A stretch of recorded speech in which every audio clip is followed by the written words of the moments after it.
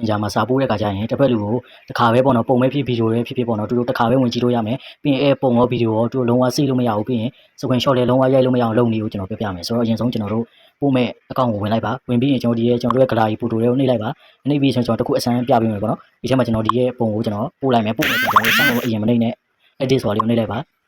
okay edit ဆိုတာလေးနှိပ်ပြီးကျွန်တော်ဒီမှာဒီတောင်းမှာရောက်မှာ off ဆိုတာလေးရှိရပေါ့နော်ဒီလိုsecond ပုံစံလေးပေါ့နော်ဒီလို wine လေးအဲ့ဒါလေး off လေးကိုဒီလိုလေးလုပ်လိုက် view eye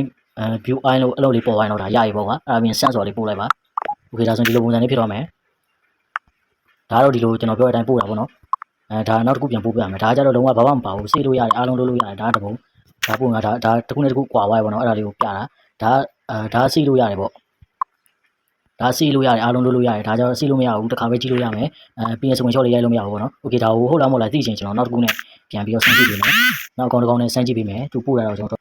โอเคမှာပို့လာရောနော်ပို့လာတော့ကျွန်တော်သူပို့လာတဲ့ဒါဆိုရင်ဒါစီလို့ရမယ်ဒါမှစီဆိုရပါမယ်ပေါ့နော်โอเคဒါဆိုရင်ကျွန်တော်တို့ဒါ view photo စင်တာ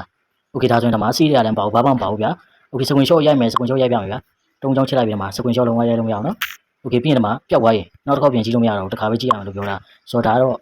အတုံးလိုရဲ့လူတွေတော့ပေါ့နော်ဆိုတော့အားလုံးပဲချစ်ချင်များတင်ပါတယ်